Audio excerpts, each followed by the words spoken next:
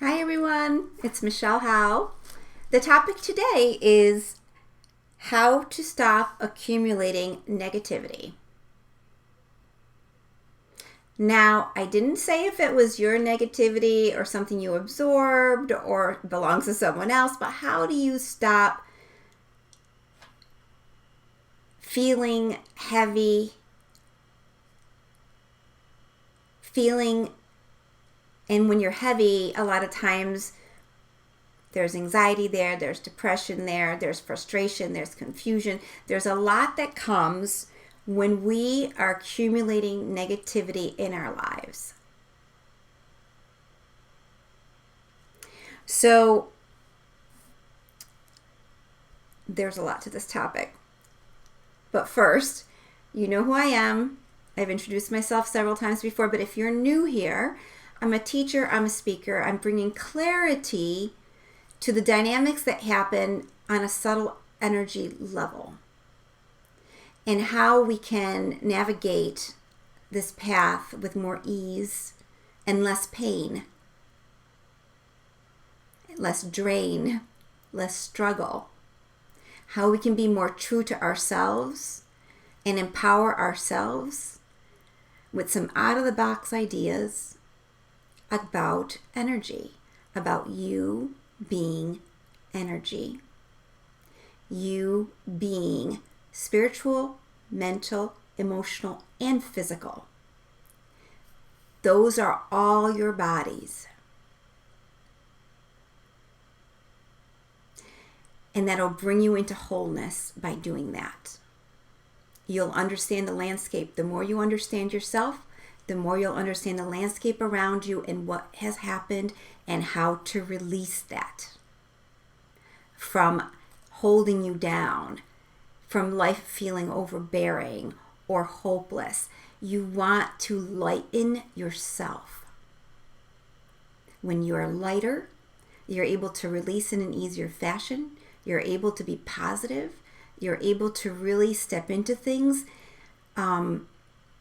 step out of what keeps you down is more like it, because there are a lot of things that can keep a lot of us down and a lot of things that we store away that we never really look at and don't want to look at that keep us down. So if you're on this journey with me, which I consider a journey to self, welcome. Now, stop accumulating negativity. How do I stop accumulating negativity? Well, first I have to know what negativity is, right? What is negativity? I'd say skepticism, sarcasm. What else is negativity? Hopelessness. Seeing everything, seeing only the bad. When you see only the bad and you have something to say about only what people are doing wrong, then your lens is hyper-focused on negativity. That's what you notice is negativity. Or if you're talking to somebody and you both get excited and really are into a conversation that's about negativity, negative things, okay? Now, I understand we all have to have conversations about life. And some of the things about life are not the most positive things that we are observing or noticing, right? But when we are feasting on this negativity, feasting, right? So it's not just talking to someone. It's a topic that becomes incessant. It becomes full of drama. It becomes full of fear, right? Negativity is full of fear, full of drama. It's a heavy load. It's a very heavy load. So if you're really on this path, you want to minimize these people that you have in your life and how you engage with that. Because it's fear, negativity is contagious. And yeah, we all have some. Trust me, we all have some. The priority here is to release those habits, those patterns, because they are toxic to you. Toxic. So you could be looking at the same set of circumstances, but not allowing that to take you on this crazy drive down the road around the bend 3 hours away. You don't need to go that far into it to know what things are and to move forward. Like I said, negativity, whatever emotion comes with that, is contagious. Okay? So, noticing, an important thing would be to notice when you say negative things, what you're noticing out there. And then noticing what you say to yourself that happens in your head within 2 seconds or less. That's negative. Your self-talk and the talk out there. And what you're noticing out there. And you want to use your will. Your will. You have to see it first.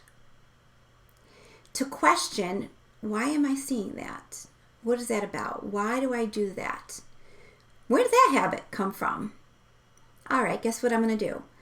As long as you see something, once you see something and you spotlight it, and you put a light on it, trust me, it's not going to continue beyond that. It's not, because now you know it's there. Until you know it's there, it will continue and continue and continue. And you might even have like a negative person in your life that's feeding you and feeding you and feeding you. And you don't notice it until you notice it. Until it's accumulated, or you learn something, someone opens your eyes to something you didn't notice before. So, of course, everybody is somewhat plagued with negativity and fear, right? So it's then knowing how to communicate to someone who holds fear without going down into the pit of fear where they are. It's knowing how to lift somebody up without them pulling you down. Okay? So without, the critic that I hear, that I know I have in me and that I know is in the world, not to look at the world through rose-colored glasses. We can't be oblivious to the negativity that is around us or the negativity that is within us. It exists. It's there. And if we don't, on purpose, remove it, it continues to grow or fester or create pain in the background. So the job here, my friends, is to change ourselves, radiate brighter, feel lighter as we engage in a world from a very discerning perspective over how we're engaging in that world, who we're being in that world, what is serving us, and what serves to empower others. Okay, so that's the mental part of noticing what you notice, the negative thought forms, the negative patterns. And you might notice that there's more of those going on depending on who you talk to or what you're watching. All right? On an emotional level, how do we stop the negativity? The emotional level is really the fear. Negative thoughts create fear. All right? Negative projections, negative societal requirements, like when you do things, you don't really want to do them. You don't really like to do them, but you force yourself to do them. Like the resentment, the anger, like all our engagements with people that are not fluid and positive and empowering. When we do things because we should do them instead of because we want to do them. When we do things because we're expecting something in return and then we're disappointed, like then the negativity starts because something didn't turn out the way I wanted it to. It's us chasing something instead of allowing for something. So all of that, moving into allowance, being that person that can and knows what they want can do something without expecting anything in return or demanding anything in return, someone who can accept and understand other people without blaming them, takes a certain amount of know-how, a certain amount of wisdom within yourself. You have to know yourself, and you have to really cultivate that understanding of human nature and the journey that we're on. It's not just compassion. It's not just self-love. If you just no, it's understanding that every one of us is challenged to really be true to ourselves, because there are all these other things that society thinks we should do, that we think maybe we should do in order to be accepted and loved by society. Because in truth, there are a lot of people who will not love you if you don't think and act and behave certain ways. As a matter of fact, they're going to throw negative beams of light at you, negative thought forms, negativity right at you, because you're no good and you're this and you're that, right? All kinds of reasons why people judge other people all the time, and that is the big unlearning. What comes around goes around. That's the whole karmic circle we're talking about. Do not throw negative daggers out at the world or other people. On a certain level, a very important level, we are all one. So when you do that, it's hurting you, it's hurting us. It will hurt the person you send that projection to, that thought you sent that to, only if they accept it.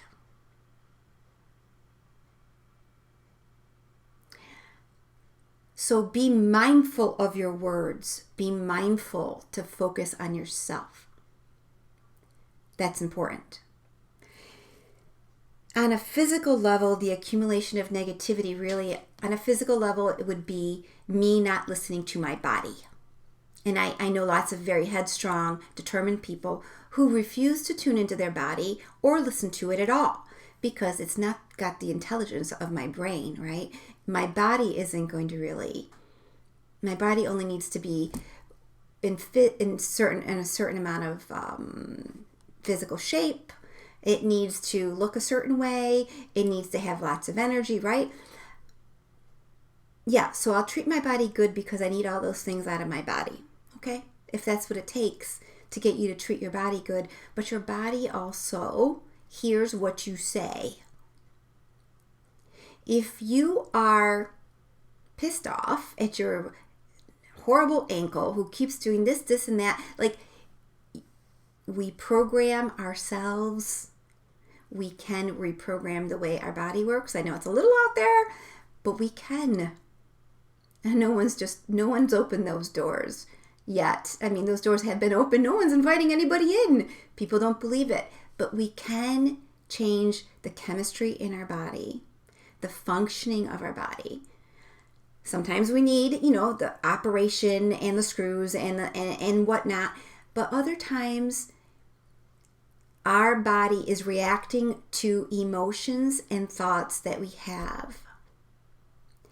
Our body is signaling us that there are problems, that we don't know these problems, and to find out what these problems are. And the remedies to the physical problems are not all in a physical realm. They are energetic as well. The sun. Do things that are good for you. Get outside, get in the sun, meditate, right? Get in the woods, relax, get in some water, an Epsom salt bath. Do things that release, do things on a physical level that impact your body on multiple levels, because your body absorbs, it hears more than you realize that it does. Coming from an empath perspective, there's a lot that my body, once you become highly attuned to what this really is, that I can do to help myself to release negativity or to stop. There's the easy things that people can spot, and then there is above and beyond things that can be done. And if you are an empath, you're perfectly positioned to learn those things. But like one step at a time. I'm not going to ask you to go, to 5th grade when you're in 1st grade or 2nd grade. We need to like slowly but surely present that information to people. And you, as a person listening to this, you can learn this on your own. You can learn this with a mentor. You can learn this by tuning into your spirit if you know how to do that. Together, a lot can happen when we're all focused on healing, clearing, releasing, being more true to ourselves, tuning into our bodies.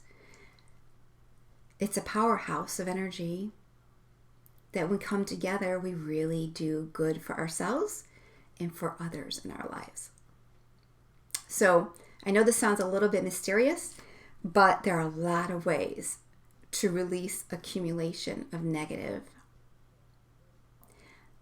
The top thing, we start where? At our own will.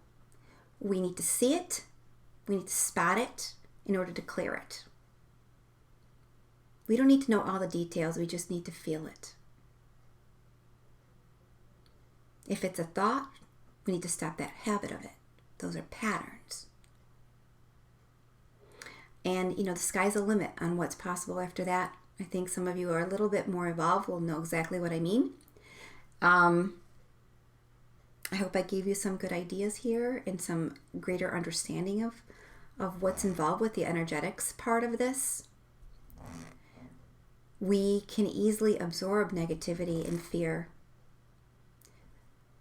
in general, and more so when we hold those frequencies already within us. Okay, I hope this was helpful. I hope you have a great day, and stay in touch.